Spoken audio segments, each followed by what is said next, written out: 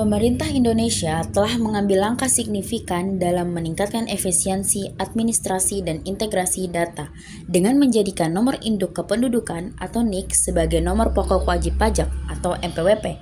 Langkah ini diatur dalam Peraturan Menteri Keuangan Nomor 112 pada 14 Juli 2022. Kebijakan ini diharapkan dapat memudahkan wajib pajak dalam melaksanakan kewajiban perpajakannya dan meningkatkan kepatuhan pajak di Indonesia.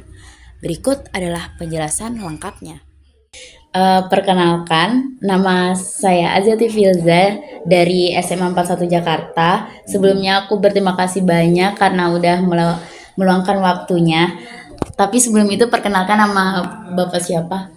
Nama Bapak Bardam.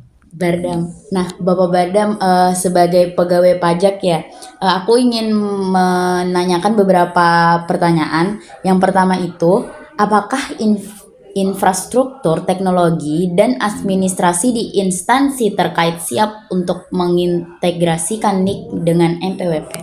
Ya, jadi pada prinsipnya program pemerintah yaitu pendanaan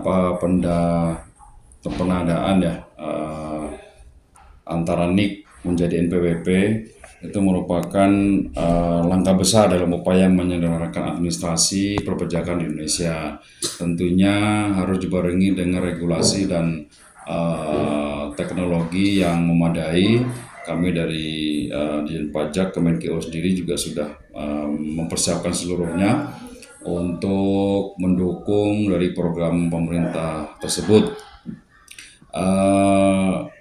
Persiapan dilakukan secara masif, seluruh infrastruktur, kemudian adanya kerjasama dengan Kementerian Dalam Negeri untuk terkait dengan data kependudukan Dukcapil sehingga data secara sistem tersinergi dengan baik antara kebutuhan pajak Kemenkeu itu sendiri dengan yang dibutuhkan dari sistem kependudukan yang ada di Kemendagri.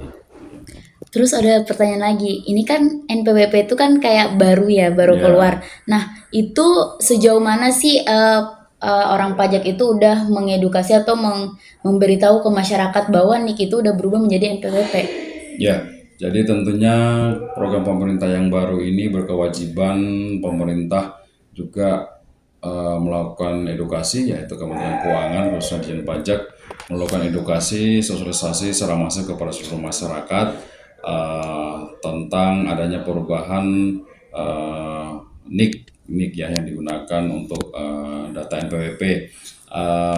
Kegiatan-kegiatan yang sudah kami lakukan, baik itu sosialisasi, kemudian edukasi dari media massa, kemudian sosial media, dari website, kemudian seluruh kantor pelayanan perpajakan juga sudah kami bikin program untuk sosialisasi kepada seluruh masyarakat dan juga kepada wajib pajak, sehingga nantinya diharapkan dalam proses pendanaan dalam proses konversi ke NIK menjadi NPWP itu mudah dipahami dan mudah dilaksanakan.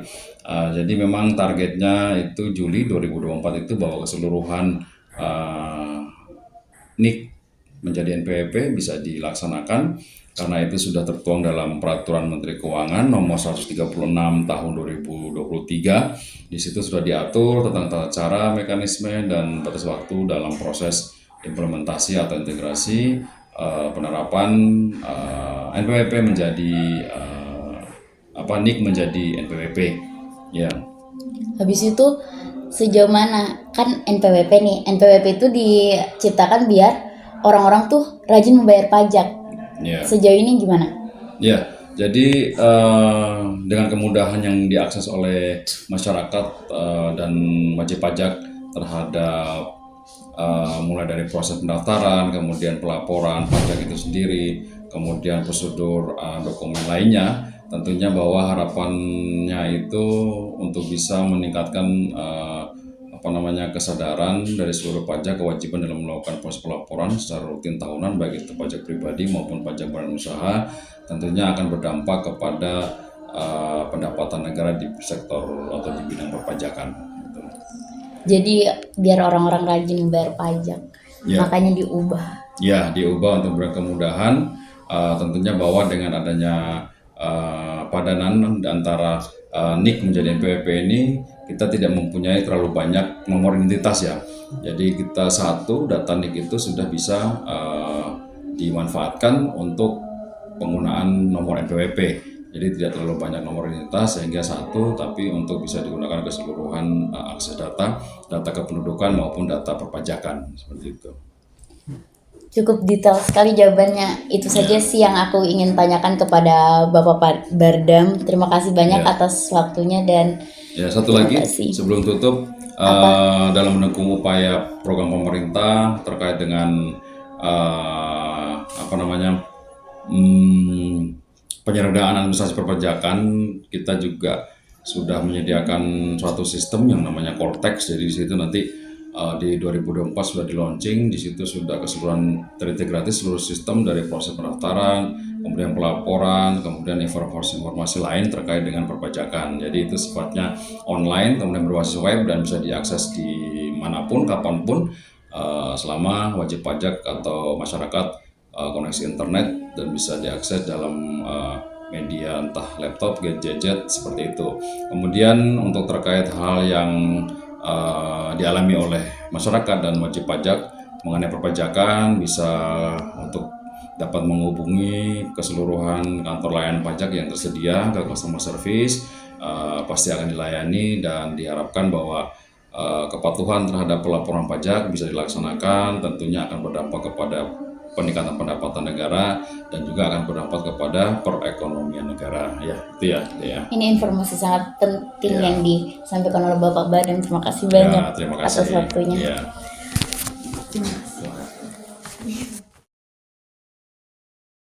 Kak, perkenalkan nama aku Azati Filza dari SMA 41. Aku berterima kasih kepada kakak karena udah meluangkan waktunya untuk diwawancarai. Sebelumnya perkenalkan nama kakak siapa? Izin, nama saya Riki Budianto. Kak Riki. Kak Riki, aku ada 2 pertanyaan nih ke kakak karena aku tahu kalau kakak itu udah mengaktifkan NIK menjadi NPWP. Pertanyaan pertamanya itu, bagaimana sih memastikan data antara NIK dan NPWP sudah sinkron sehingga tidak terjadi kesalahan dalam data sistem perpajakan? Oke, jadi mungkin kalau untuk memastikan sudah sinkron atau belumnya ya, karena kan sebelumnya kan kita kan pakainya NPWP 16 digit ya, cuman untuk per tahun ini mau dipadankan menjadi menggunakan NIK, nomor induk kependudukan ya. Jadi kalau misalnya untuk sinkronisasinya itu sebelum nanti wajib pajak tinggal login aja ke website pajak.go.id.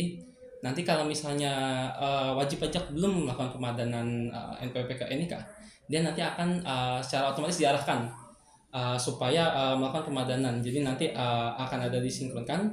Kemudian nanti setelah memasukkan NIK yang akan disinkronkan itu akan divalidasi apakah memang terdaftar sesuai dengan nama wajib pajak. Kalau memang sudah tersinkron, nanti sistemnya akan memproses dan nanti otomatis akan terkunci datanya. Jadi sehingga datanya sudah digabungkan. Jadi antara NPWP dengan NIK sudah ini tersinkronisasi seperti itu. Oke. Tapi menurut kakak itu aman nggak? Dari data-data pribadinya aman nggak akan terbongkar atau apa? Kalau masalah keamanan data kan kita sebagai dari pemerintah kan pasti itu punya kewajiban ya untuk menjaga data para pengguna wajib pajak. Jadi dipastikan aman. Karena kita juga sudah terus banyak melakukan ini security drill seperti itu ya. Security drill sama mungkin semacam pengambilan respon keamanan yang sesuai tentunya dengan keadaan terkini. Oke. Terus pertanyaan keduanya, apakah proses pembaruan data seperti perubahan alamat atau status pekerjaan menjadi lebih rumit setelah NIK diintegrasikan menjadi NPWP? Kalau untuk pertanyaan itu, untuk melakukan perubahan data seperti tadi yang disebutkan kayak nama, alamat, dan sejenisnya itu tetap tidak ada perubahan. Jadi untuk merubahnya sama aja, biasa entah langsung datang ke kantor pajaknya atau melalui web yang sudah disediakan. Dan tidak ada perbedaan sama sekali. Apa dampaknya untuk kakak itu? NIK berubah menjadi NPWP, dampak yang kakak ini apa?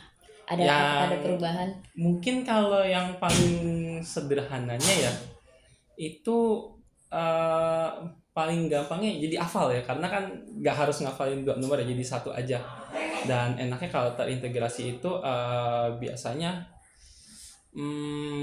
data yang satu data kita sudah bisa mengakses banyak hal kayak misal perpajakan atau data kependudukan, jadi memang nggak perlu banyak nyimpan dokumen juga, kurang lebih sih seperti itu kalau dari pengalaman saya.